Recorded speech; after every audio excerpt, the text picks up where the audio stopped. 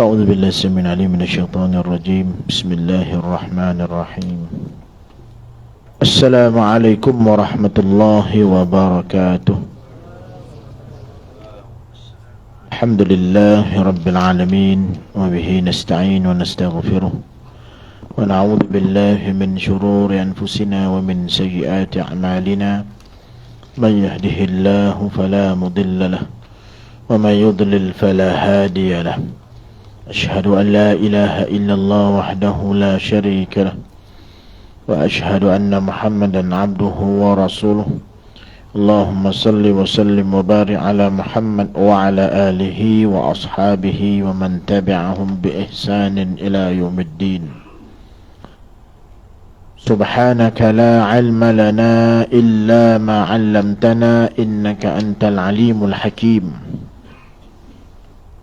رب اشرح لي صدري ويسر لي أمري واحلل عقدة من لساني يفقهوا قولي أما بعد. Alhamdulillah, setinggi-tinggi kesyukuran kita rafakkan kehadrat Allah Subhanahu wa taala, kerana kita masih lagi Allah panjangkan usia kita. Kita masih lagi Allah izinkan untuk terus berada di atas muka bumi Allah hingga saat ini. Sekarang pukul apa? 8 tepat, 8:05 tak ada siapa tahu apa yang akan berlaku pada diri dia, betul tak? 8:10, 8 suku, 8:01 minit, 8:02 minit, tak ada siapa tahu. Sebab tu kadang-kadang tuan-tuan, kita tengah bercakap, tengah sembang kan, tiba-tiba sesak nafas meninggal. Tengah semayang, tiba-tiba sesak nafas meninggal. Tengah menyangkul, tiba-tiba sesak nafas meninggal. Tengah makan cekodok, tam-tamkan cekodok, cecah sambal, sedap. Saya kegemaran saya tu kan, cekodok kan, lepas tu cecah sambal cilapi kan, kan, sambal ikan bilis, tu dia. Ubi rebus ke, tu memang kegemaran saya, ubi rebus, cecah sambal, air kopi O, kopi O kan. Tengah-tengah makan tiba-tiba rasa macam apa sakit, tiba tu meninggal. Macam kawan saya ada seorang, kawan saya Ustaz almarhum Ustaz Fazli Hasan. Dia selalu ceramah-ceramah tentang bab haji di rumah dia kan, tengah minum kan, tiba-tiba rasa sakit dada, sesak nafas kan, lepas tu pengsan, lepas tu sudah balik. Isteri dia urut, kata bang jom pergi ke hospital kan. Kata tak apa sikit ni kan. Tengah-tengah urut tu sesak nafas kali kedua, meninggal tu. Jadi tak ada siapa tahu tuan-tuan, minit-minit yang berikutnya itu apa yang akan berlaku pada dirinya. Sebab tu orang beriman tuan-tuan, dia tidak akan biarkan satu minit pun dalam kehidupannya berlalu begitu sahaja. Paling tidak pun kita senantiasa berzikir kepada Allah Subhanahu wa taala kan? Subhanallah, subhanallah, la ilaha illallah, la ilaha illallah, astaghfirullahalazim, astaghfirullah wa atubu ilaih, astaghfirullah wa atubu ilaih, astaghfirullah wa atubu ilaih. Lepas tu selawat ke Allahumma salli ala Muhammad wa ala ali Muhammad. Dia begitu. Sebab tu orang beriman ni dia akan cari sebanyak mungkin peluang untuk melakukan kebaikan. Jumaat baru ni saya khutbah, saya tazkirah khutbah di salah sebuah surau di Serdang. Saya sampai 12.30. Lepas main sunat bagi semua, saya pun duduk kat meja ni pukul 12.40. Saya nak start 12.45. Jadi saya tak start lagi dah. Saya cuma duduk je kat sini. Ada beberapa orang jemaah tu dah tutup Quran. Sadaqallahul azim kan. Yang tengah berzikir berhenti zikir. Semua pandang saya. Lepas tu bila saya lambat kan, dia buka balik Quran. Gitu lah. Nampak tak? Dia tak mau biar walaupun seminit dua berlalu begitu saja. Saya terus, bila saya perasan, saya kata teruskan baca Quran. 12.45 baru saya start kan. Baru dia buka balik Quran, baru dia baca balik. Nampak tak? Gitu. Maknanya tak nak 1 minit pun tuan-tuan, dia berlalu begitu saja. Sebab benda, sebab kita bimbang. Tengah-tengah kita leka, kita lalai, ketika itulah nyawa kita diambil oleh Israel. Sebab tu tuan-tuan, mudah-mudahan kita kena senantiasa berdoa selalu pada Allah Subhanahu Wa Taala supaya kita diberikan pengakhiran husnul khatimah. Kan? Sebab tu kena minta selalu, Allahumma khtim lana bihusnil khatimah wa la takhtim alaina ya Allah bisu'il khatimah. Amin. Allahumma amin. Gitu. Kena doa selalu supaya Allah beri pengakhiran kita pengakhiran yang terbaik. Biarlah kita meninggal dalam keadaan kebiasaan kita yang baik. Kebiasaan kita baca Quran, kebiasaan kita duduk i'tikaf di masjid, surau, kebiasaan kita berzikir, kebiasaan kita solat fardu, solat sunat, kebiasaan kita dalam majlis ilmu dan sebagainya. Mudah-mudahan insya-Allah Allah Subhanahu Wa Taala berikan pengakhiran yang terbaik bagi kita. Amin. Allahumma amin. Baik, muslimin muslimat sidang jemaah yang dirahmati Allah, kita sambung kembali pengajian kita dalam membahaskan tipu daya dan juga hasutan iblis, itu disebut sebagai talbis iblis. Muka surat apa kita? Kita berhenti 9 9 peringkat godaan iblis tu. Bawah tu. Okey. Yang mana? Confirm? Siapa yang sokong? Bantahannya Arif. Baik, okey. Yang atas ayat atas okey, ayat atas tu kita tak baca lagi, insya-Allah kita sambung. Ayat dalam surah Al-An'am. Surah Az-Zukhruf ayat 36 hingga 38. Ayat ini tuan-tuan, Allah Subhanahu Wa Taala menyebut tentang sesiapa yang berpaling dari pengajaran Tuhan yang Maha Pemurah, yakni Al-Quran. Kami adakan baginya syaitan yang menyesatkan, maka syaitan itulah yang menjadi teman yang selalu menyertainya. Dia macam saya sebut dulu lah, sipir dia senang je, mudah je. Kalau kita tak nak dengan Allah Subhanahu Wa Taala, tak nak dekat dengan Allah Subhanahu Wa Taala, maka yang dekat dengan kita jin dan syaitan, itu je. Kalau kita berpilih, kalau kita pilih untuk berpaling daripada Allah Subhanahu Wa Taala, maka yang dekat dengan kita, yang ikut kita, jin dan syaitan, itu je. Kalau kita pilih untuk berpaling daripada jin dan syaitan, maka Allah Subhanahu Wa Taala akan dekat dengan kita. Kita akan hampir pada Allah Subhanahu Wa Taala. Dia begitu. Dan orang kata apa, pokok pangkalnya tepuk dada, tanya iman sendiri, tanya diri kita nak pilih yang mana. Macam dalam bab majlis ilmu ni, boleh tuan, ada satu hadis tuan, satu kisah ketika Rasulullah SAW duduk bersama sahabat-sahabat, majlis ilmu ni, majlis ilmu, datang tiga orang lelaki. Daripada tiga-tiga tu dah sampai di masjid Nabi, tapi salah seorang daripadanya balik. Wahai sampai dah di masjid Nabi, salah seorangnya balik. Dua lagi masuk sampai di hadapan Rasulullah. Salah seorangnya memilih-milih, mencari-cari mana tempat kosong. Tu dah. Salah seorang daripada dua tu dia cari mana tempat kosong, mana tempat kosong. Situ. Dia pun pergi. Pergi ke tempat yang kosong tersebut. Tu dia. Jadi tuan-tuan, dalam bab ni sama ada dalam majlis ilmu ataupun dalam solat. Bila kita datang lambat sekalipun tuan-tuan, sah depan banyak yang kosong dia. Tak ada masalah. Ini dalil, maknanya membenarkan kita untuk pergi ke depan, cari tempat yang kosong. Kenapa? Kerana kita nak cari tempat yang paling banyak pahala. Mana? Sah depan lah. Sebab tu tuan-tuan, sahabat ni kalau sah depan ni muat 20 orang, sahabat ada 30 orang, 30 orang nak masuk depan. Nabi nak buat undi, siapa yang dapat duduk depan, mereka sanggup undi. Tak apalah ya Rasulullah, tak payah undilah, bagilah dia. Tak ada tuan-tuan. Sahabat tidak berkompromi dalam bab merebut sah depan. Ini kita tuan-tuan, bila bangun tu kan, nampak kosong kan, sila. Kita tunjuk korang kan. Lepas tu kita ke depan, kita rebut, bukan kita tunjuk korang. Nampak tak? Jadi lepas tu satu lagi, dah datang awal, duduk tengah. Datang awal, cari dinding. Datang awal, cari tiang kan? Sebab tu kalau saya banyak duit kan, saya nak buat satu masjid yang tak ada dinding, tak ada tiang. Biar dia mati akal kan. Datangnya mana pula tiang dinding kan. Bumbung je terapung kan. Tu dia. Kan? Betul. Ini datang masjid, cari tiang, cari dinding. Patut datang masjid, tengok depan. Kosong. Rebut. Tengah-tengah kebun kan, kita nak sampai, ada orang lain pun dah nak sampai, kita pecut ke depan lagi. Piak. Tak maaf, tak maaf. Kata gitu. Bukan tu. Nampak, gigi. Kita rebut. Kena rebut tuan-tuan. So depan ni kena pahala banyak. Sebab tu tuan-tuan, bila orang dah kadang kita ni pelik juga kan. Kita dah datang awal, tak mau duduk depan, duduk tengah-tengah. Bila orang datang lewat, dia nampak depan tu kosong, dia dah penuh beradab dah. Tepuk kita. Assalamualaikum bang, tempat lalu kan. Punya lemah lembut apa, minta izin kita nak minta izin dengan kita, dia nak langkah, nak lalu ke depan. Kena hati busuk, marah. Ish. Dah lewat duduk belakang.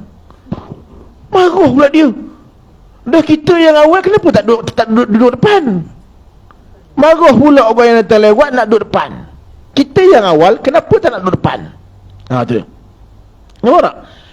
Patut kalau semua datang seorang, penuh situ. Penuh seorang, setiap orang sebelah tu, situ pula.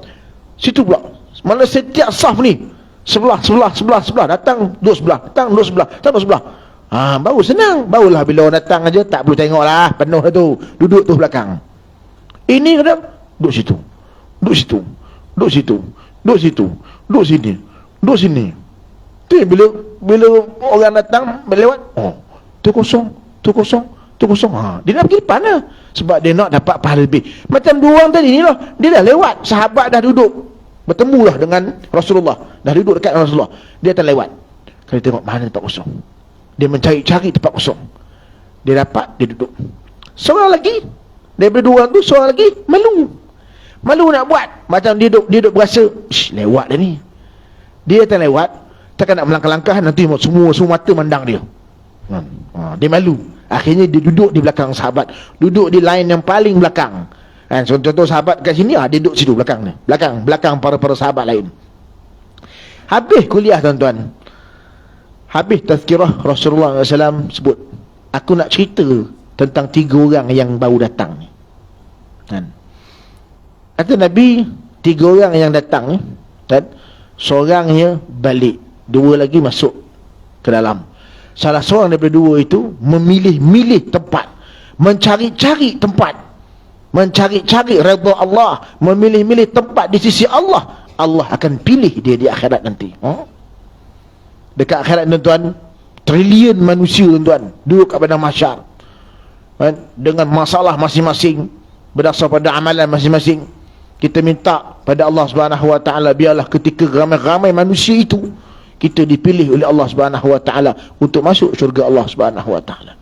Untungnya umat Nabi Muhammad ni, walaupun umat Nabi Muhammad ni umat yang terakhir tuan-tuan, tapi dalam hadis sebut umat Nabi Muhammad lah umat yang paling awal masuk syurga.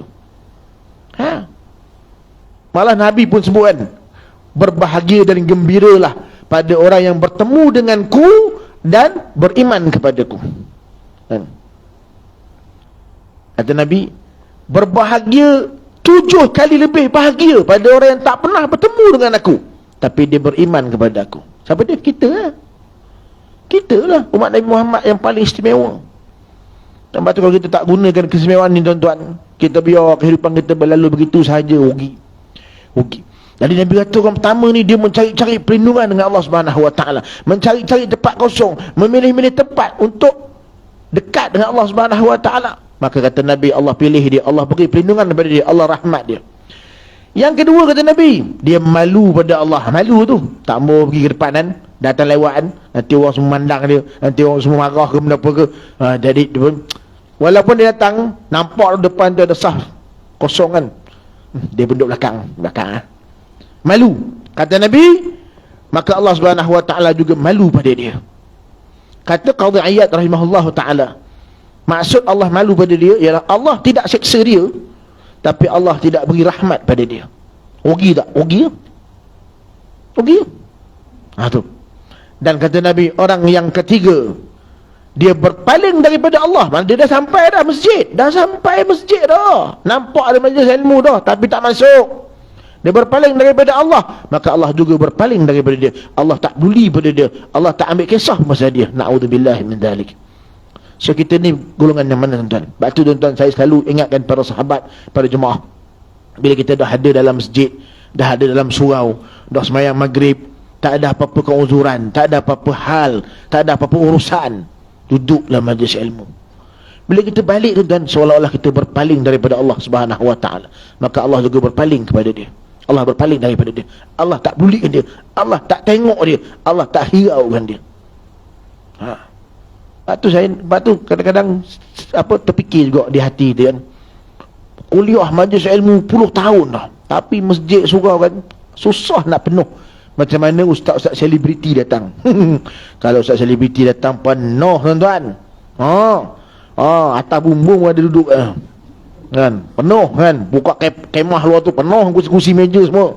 Pasal ustaz pasal ustaz selebriti kan. Tapi kalau bukan selebriti, balik-balik ni ustaz daripada gua mana dah aku tak tahu, tak kenal lah, dah balik. Naya tuan-tuan, sedangkan majlis ilmu samanya nilainya di sisi Allah Subhanahu wa taala. Jadi kan, sama-samalah kita jadi golongan pertama, golongan yang berusaha untuk menjadi yang terbaik.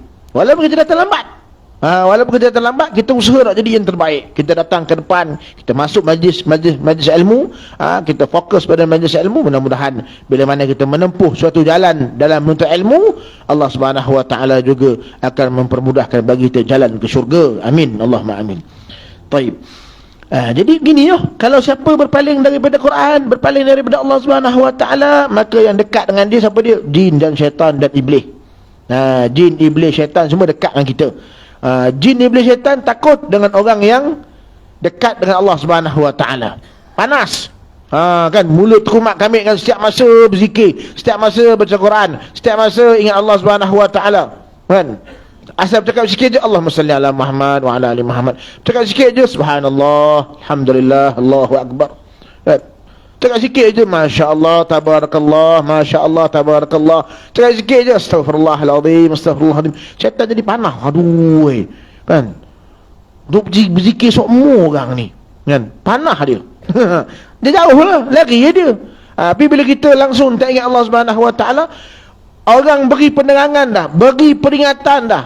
Sebut tentang apa yang Allah larang, sebut tentang apa yang Allah suruh daripada Quran, kita buat tak tahu, kita berpaling, tak nak dengar, maka Allah juga berpaling daripada dia. Maka yang dekat dengan dia siapa dia? Iaitulah jin, syaitan dan iblis.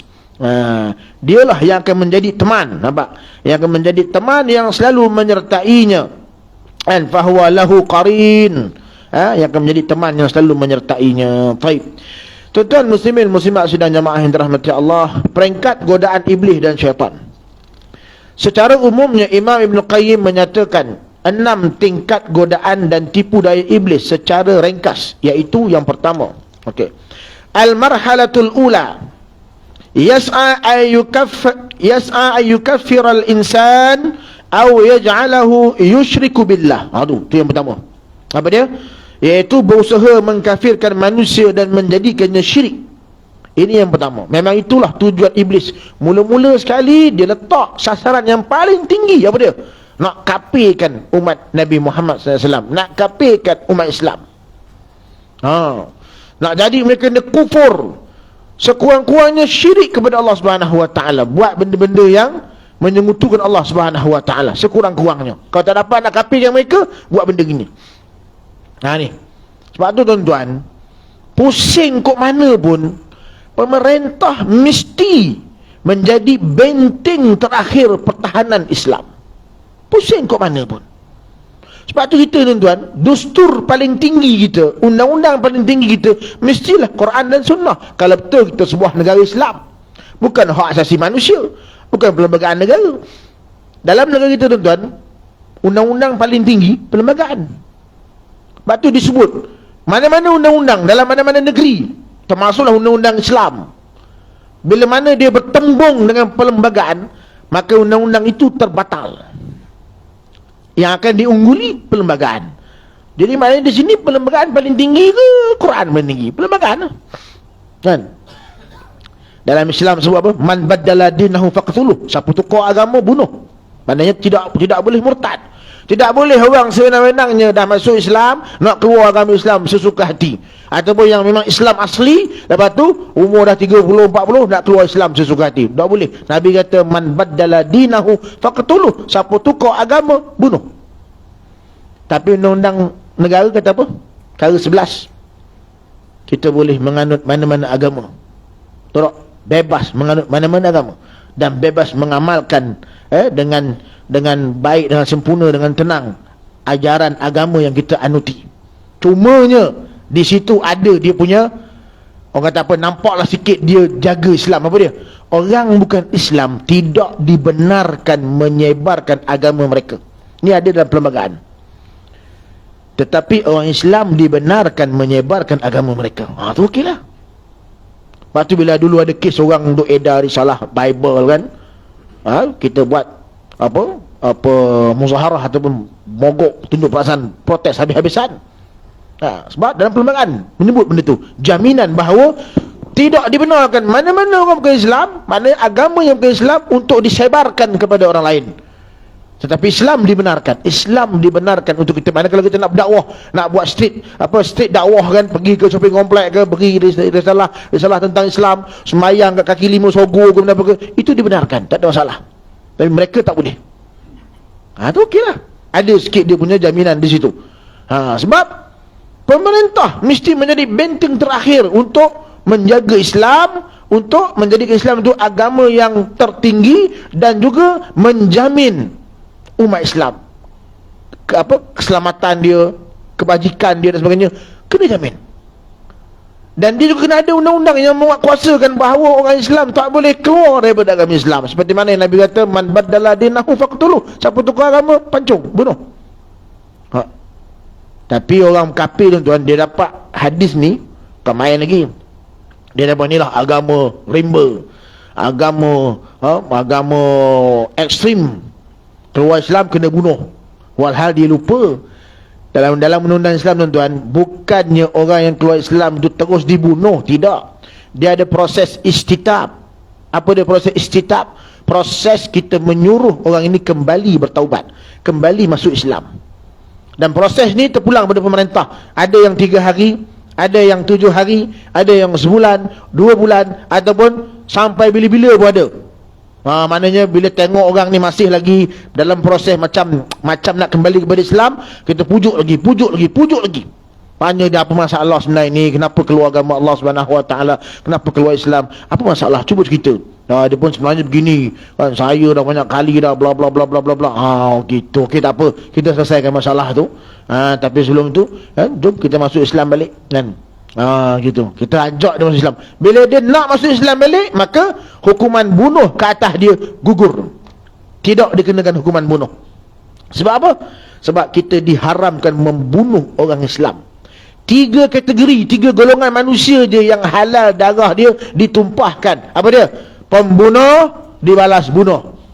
Lepas tu bila ada dulu orang nak buat cadangan nak haramkan hukuman mati kan, nak mansuhkan hukuman mati, saya antara orang yang bangkang. Sebab dalam Islam ada hukuman mati. Apa dia? Bunuh, balas bunuh.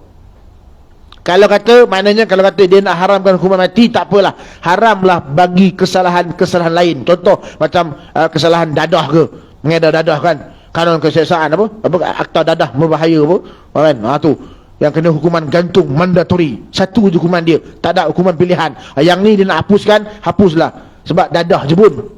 Tapi hukuman mati tak boleh dihapuskan. Sebab hukuman mati, hukuman yang paling waris rasa, orang kata apa, tenang dan puas hati, ialah balas bunuh balik kepada orang yang membunuh ayah dia. Contohlah, Ali ada ayah dia dibunuh oleh Osman. Apa hukuman yang paling sesuai bagi Ali untuk Osman? Bunuh. Kita rasa selesa ke? Rasa tenteram ke? Rasa senang hati ke kalau Osman yang bunuh ayah kita duduk dalam penjara je, dihukum penjara 5 tahun, nanti lepas 5 tahun dia keluar, dia hidup lagi, ayah kita dalam kubur dah. Kita berhati ke? Tak berhati. Sebab tu kisos bunuh ni, hukuman dia balas bunuh. Kisos itu hak siapa? Hak waris. Yang Arif, kami sepakat ahli waris menuntut hukuman kisos, iaitu balas bunuh ke atas orang yang membunuh ayah kami. Balas bunuh. Melainkan waris kata apa? Yang Arif, kami sepakat Ahli waris semua sepakat, kami maafkan yang membunuh ayah kami, tetapi kami minta maaf bersyarat, iaitu hukuman diat, ganti rugi. Orang yang mati dibunuh, ganti rugi dia 100 ekor unta, 30 ekor unta, unta yang berumur 3 tahun nak masuk 4 tahun, 30 ekor unta, unta yang berumur 4 tahun nak masuk 5 tahun, dan 40 ekor unta baki tu unta bunting. Mana nak cari? Buang unta ada. Unta nak cari mana? Tukar dengan nilai mata wang antara 700,000 ke 1 juta. Jadi bila dapat duit 1 juta, tuan-tuan, hilang sedikit kesedihan ahli waris. Tuan-tuan, kalau isteri kalau mati suami, tuan-tuan tengok, kalau dia teriak kuat, tuan-tuan, tandanya suami dia tak ada duit, tinggal hutang. Main kuat teriak. Lebih lagi tabung yang letak dekat rumah tu pula tak penuh-penuh pun tabung tu. Ada tengok RM1, RM2. Tapi cuba kalau pergi ke rumah ahli waris kan, orang perempuan kan, isteri dia nangis sikit je kan, gitu je kan. Sedih, bukan tak sedih, tapi nak buat macam mana kan, dah ajal, cik. Rupanya tabung penuh dah kan? Dalam bank ada 3 juta. Orang perempuan, tuan-tuan, bila meninggal suami, dia rasa down. Lebih-lebih lagi yang tak reti, bawa kereta tak reti, kerja tak ada, anak 8 orang kecil belaka, nak jaga macam mana? Nak bela macam mana? Sebab tu kita tugas orang lelaki ni cari duit banyak-banyak, simpan dalam bank. Bila meninggal kita, duit banyak kan, meninggal kita kan, orang rumah kata tak, orang mana anak-anak dan isteri pun tak ada sedih sangat sebab benda dalam bank ada 2.3 bilion. Jadi selesai urusan. Ini dalam bank RM12.5. Akaun banyak tau. CIMB Bank, Bank Islam, Maybank, Afin Bank. Tapi ni RM12.5, ni RM2.5, ni RM22.5, kok ni RM3.5. Campur-campur RM50 pun tak lepas. Tu je sebenarnya, tu je. Sebab tu Islam ni cukup adil agamanya. Agama yang cukup adil. Mati ahli orang yang bertanggungjawab menanggung keluarga, ayah kita ke kena bunuh apa ke, tapi Islam beri hukuman pilihan. Kalau anak beranak kaya belaka kan, setiap anak tu semua ada duit berjuta-juta, dia pun tak kan, tak apalah yang Arif kan, kita orang semua sepakat maafkan dia dan tak payah ganti rugi. Ni paling terbaik, maaf tanpa syarat. Dia tak kena bunuh, ganti rugi pun tak payah. Nak buat apa yang Arif, ambil ganti rugi pada dia kan, sejuta ya, 1 juta je pun, kemudian nak kena bagi-bagi dengan 7 orang. Saya dalam bank pun 4 juta. Belagak kan. Tak payahlah yang Arif, kesian dia, dia pun bukan kaya. Nampak tak? Okey lah.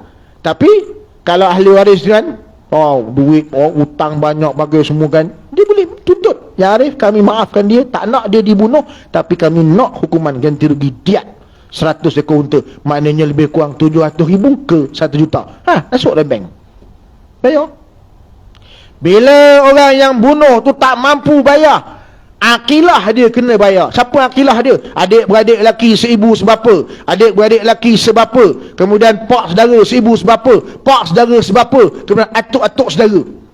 Kumpul ke semua tu berapa? Lebih kurang adalah, kalau lebih kurang dalam 100 orang, 100 orang, seorang 10,000 bayar, cukup 1 juta. Akilah pun tak ada. Ada akilah, tapi semua apa-apa ke dana, tak ada duit. Maka tanggungjawab membayar denda itu akan kembali kepada pemerintah. Pemerintah kena keluar duit daripada Baitulmal, bagi kepada dia ni.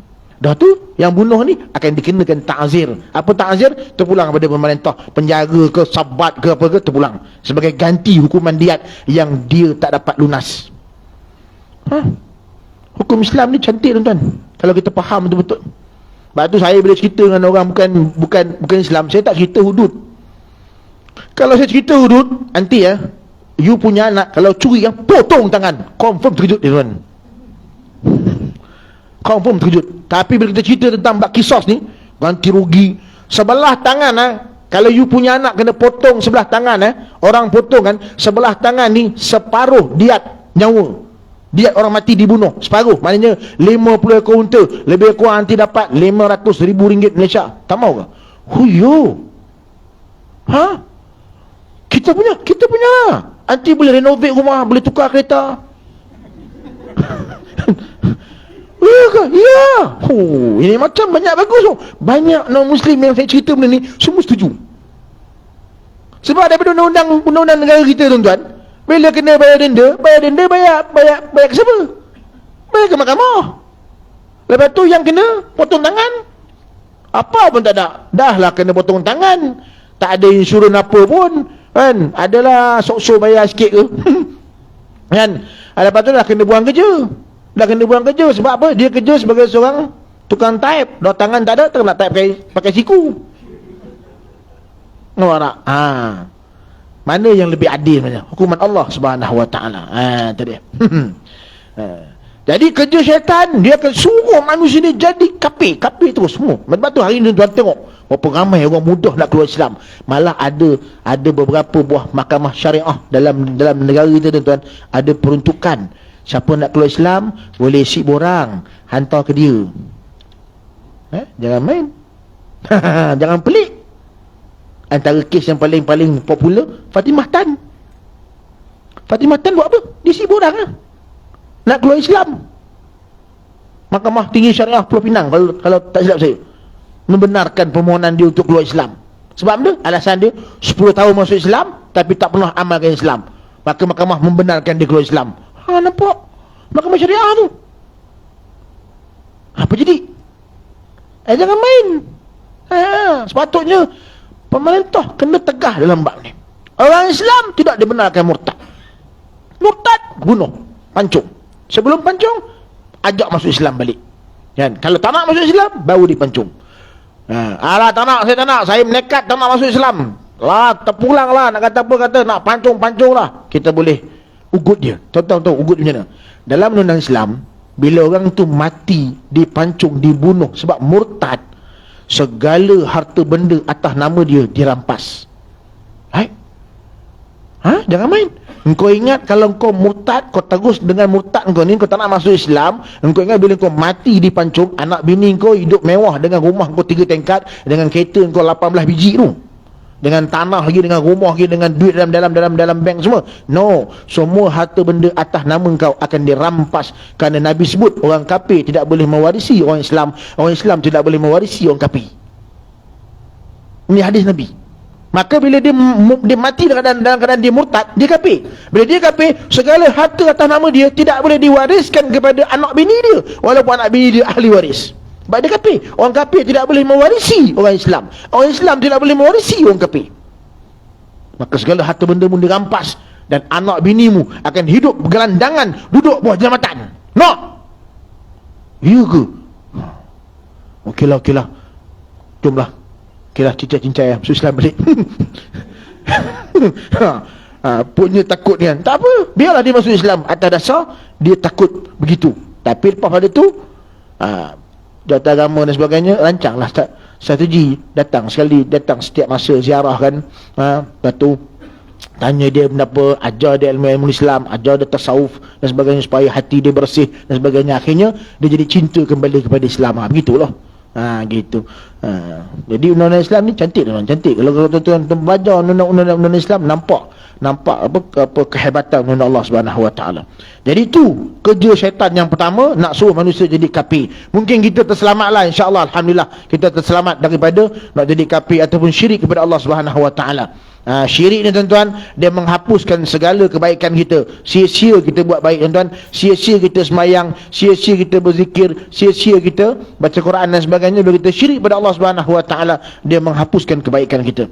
Kemudian bila tak berjaya peringkat pertama, manusia ni kuat iman dia, tidak jadi kafir, tidak jadi kufur, kemudian tidak jadi syirik, maka syaitan beralih pada marhalah yang kedua. Al-marhalatu tsaniyah, apa dia? Marhalatul bid'ah. Wa yaqumu fi hadhihi al-marhalah bij'alil insan yabtadi'ul bid'ah wa yutabbiquha fa in lam yastati' bada'a fil marhalati tsalitsah. Baik. Peringkat yang kedua itu peringkat bid'ah, ciptaan baru ibadah. Iblis berusaha pada tahap ini untuk menjadikan manusia lebih suka mencipta bid'ah dan beramal dengannya. Jikalau gagal, Iblis akan beralih ke tahap ketiga, bid'ah, tuan-tuan. Bid'ah ni kena faham molek, tuan-tuan. Saya selalu sebut pada jemaah-jemaah surau masjid, jangan kita mudah sangat ikut gentok darah panah kita, gelojoh dan sebagainya. Bid'ah ni ulama-ulama silam daripada dulu sampai hari ni berbahas tentang bid'ah. Tapi ada ke penyelesaian dia? Tak ada. Sampai penyelesaian ke? Selesai tak isu ni? Tak selesai. Tetap terpecah kepada dua. Golongan pertama yang menyempitkan makna bid'ah. Golongan kedua yang meluaskan makna bid'ah. Golongan pertama yang ada beberapa geng, beberapa orang dalam negara kita ni, dia menyempitkan makna bid'ah. Baginya segala apa ibadah yang langsung tidak ada petunjuk atau perbuatan dari Nabi SAW, Nabi tak pernah buat, maka itu dianggap bid'ah. Sebab tu golongan pertama ni, dia kata tahlil bid'ah, dia kata yasin malam Jumaat bid'ah, dia kata talafuz bid'ah, kan. Usalli fardal maghribi thalatha raka'atin, kan, thalatha raka'atin ma'muman adaan lillahi ta'ala. Ni talafuz, melafazkan niat, bid'ah bagi dia. Sebab kata dia, Nabi masuk je tempat semayang, Nabi berdiri terus Allahu Akbar. Nabi tak baca talafuz, Nabi tak bertalafuz, Nabi tidak baca niat. Tapi dia lupa Syekhul Mazhab. Siapa Syekhul Mazhab? Imam Nawawi dalam Al-Majmu', dia kata apa? Talafuz itu dibenarkan, dibolehkan, khususnya bagi orang-orang yang tak boleh nak jaga hati. Maknanya dia masuk masjid, masuk surau ni, dia punya hati dia masih duk fikir lagi saham dia yang jatuh, kan? Masuk kan dalam keadaan tak fokus, jalan duk mikir, aduh, patut aku jual malam tadi, kan, ni aku boleh biar lagi, dah hari ni jatuh teruk, aduh ruginya. Sedar-sedar dia dah sampai dekat mimbar ni. Punya dia tak fokus, kan. Nampak tak? Kan? Kat mimbar. Jadi orang macam ni kena talafuz lah. Sebab apa? Bila dia talafuz, usalli fardal maghribi, dia akan terus teringat, aku nak semayang ni. Dia akan pisahkan antara dunia dengan akhirat. Dia akan tolak tepi, letak jauh-jauh saham-saham ni biar tepi tu, sebab dia nak semayang. Talafuz tu mengingatkan dia tentang apa yang dia nak buat sekarang ni. Satu. Yang kedua, talafuz ni juga menjadikan orang kata mensabitkan ataupun menguatkan hati dia, yang dia kan ni sedang nak semayang maghrib berapa rakaat, 3 rakaat, seorang ke makmum. Nombor itu. Lepas tu dibenarkan talafuz. Tapi bagi siapa yang boleh jaga hati, yang jenis orang kata apa dah biasa, kan, mana orang kata apa, tak ada was-was, tak ada ragu-ragu, kan, masuk masjid nak tahu takbir lah, tak ada masalah. Dia memang daripada rumah, dia dah start motor, dia dah tahu dah, dia start motor ni nak pergi mana, pergi surau untuk apa, sembahyang maghrib, kan, dia dah tahu dah, maksudnya tu dah niat dia, kan, bukan dia start motor ni nak pergi surau jalikan, bukan nak sembahyang maghrib, nak menjalikan. Tu lain cerita. Dah tahu dah pergi surau sembahyang maghrib, jadi dia masuk ke surau, dia tahu dah sembahyang maghrib, berhenti berdiri, Allahu Akbar, okey lah. Dan jangan marah orang nak bertalafuz, dia tak boleh, hati dia berkocak-kacik, kan, orang tahu berbolak balik bagaimana semua, dia nak, macam ada seorang kawan saya, Allahu Rabbi, masa zaman saya mengajar dulu dekat salah sebuah sekolah agama di salah sebuah negeri, sebelum saya pergi ke Yaman tu, habis sekolah tu, tempat semayang guru sebelah dengan kantin tempat makan guru, kan. Biasanya waktu Zuhur, kan, kita nak pergi turun makan, kita orang semua akan makan dulu, tapi ustaz seorang ni dia akan sembahyang dulu. Ya, kita dengar Allah,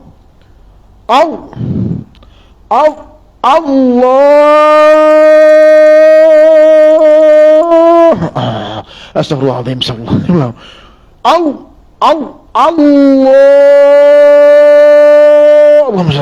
Astagfirullahaladzim, Bismillahirrahmanirrahim, dia susah nak susah, dia nak susun, saja aku semayang fardu zuhur 4 rakaat ni susah, tak dapat tak lepas, kan. Dia jenis was-was, kan. Berkali-kali Allah, saya tengok Allah letih. Satu hari, tuan-tuan, sekolah nak buat program majlis ceramah Maulidur Rasul ke Ma'al Hijrah, antara satu. Kita jemput pengarah Jabatan Islam Negeri, kita jemput VIP, datuk-datuk, tan-sri ada dalam tu kan, memang orang besar-besar. Saya pengarah program. Ketika kerja bila kita bincang dengan guru besar, bahagian imam maghrib, semayang maghrib dan isyak saya kosongkan. Ustaz Rafizal, ni imam maghrib dah ada Dah ada Ustaz, dah ada.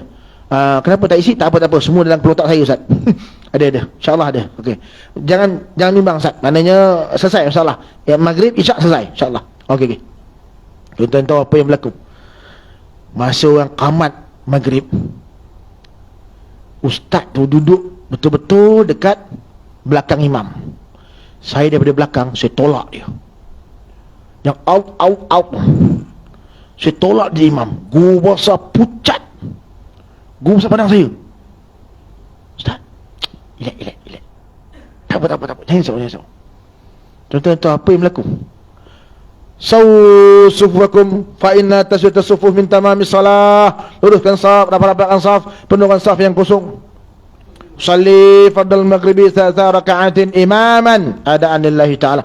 Allahu akbar. Sekali. Itu formula tuan-tuan. Kalau orang yang out suruh jadi imam.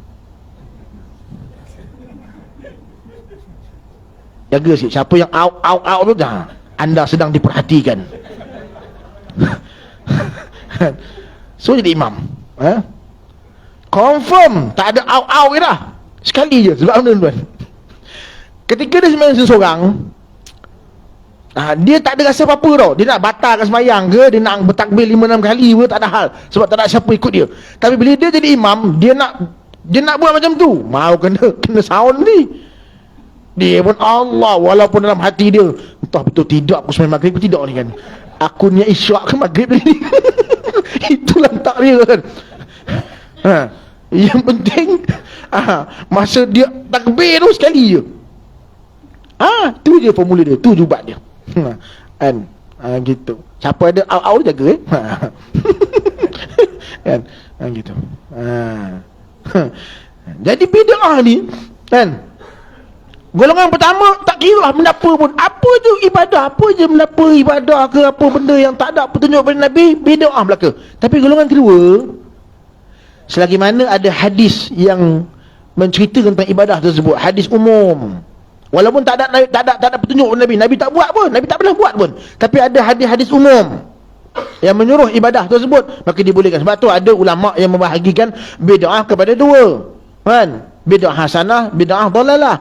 Ada yang bagi pada 5, bid'ah wajib, bid'ah sunat kan, bid'ah makruh, bid'ah harus, bid'ah haram, ada. Dan ada beberapa bahagian lagi, ada yang bagi pada 3, bagi pada 7. Ni golongan yang kedua ni. Golongan ni lah yang kita ikut. Makna selagi mana ada dalil umum, maka tak ada masalah. Contoh macam tahlil, yang golongan pertama kata Nabi tak pernah buat tahlil. Betul, Nabi tak pernah buat tahlil, tapi ada dalil umum yang menyuruh. Antaranya apa? Dalam tahlil ada himpunan ayat-ayat Quran, ada himpunan zikir, ada himpunan selawat, ada himpunan doa. Ada tak Nabi suruh baca Quran? Ada tak Nabi suruh zikir? Ada tak Nabi suruh selawat? Ada tak Nabi suruh doa? Ada. Jadi semua tu ada Nabi suruh, ada petunjuk Nabi. Cuma kita himpunkan sekaligus, kita baca ramai-ramai. Itu je. Nampak tak? Benda ni takkan selesai, isu ni takkan selesai. Dia pecah pada dua, tetap pecah pada dua. Jadi jangan kita, kalau siapa yang pegang pada pendapat pertama, peganglah, tak ada masalah kan. Cuma yang jadi isunya titah sultan, jakim dan sebagainya, isunya ialah bila mana yang pegang pendapat pertama menyalahkan orang yang berpegang pada pendapat kedua. Tu je sebenarnya, menyebab kita pecah belah, menyebab kita gaduh. Start motor, dah sampai motor, dah dari rumah, dah sampai suara, kita tengok alah, imam ni, imam bid'ah ni malah kusan balik. Astagfirullahaladzim. Ada sampai macam tu sekali. Ada pula kes tu, alamak, ini imam tak baca bismillah ni. Allahu akbar. Alhamdulillahi rabbil alamin, Ar-Rahmanir Rahim. Walhadi baca bismillah tapi secara sir kan, kita kata tak baca bismillah. Ni imam Wahabi ni, Jom pergi surau lain. Nampak tak? Pecah belah tak? Pecah belah. Tu. Jadi bid'ah yang dimaksud dalam apa kenyataan Ibn Qayyim ni ialah bid'ah yang langsung tak ada petunjuk. Contoh dia, imam kata, Assalamualaikum tuan-tuan sekalian, oleh kerana subuh kita masih awal, subuh azan 5.45, lepas tu hari ni hari Ahad, kemudian saya pula bangun-bangun pagi ni senang hati, kan, tak ada pun masalah, rasa seronok. Jadi apa kata kita sembahyang subuh 4 rakaat itu bid'ah betul. Oh ni bid'ah betul ni, bid'ah yang langsung tak ada petunjuk pada Nabi.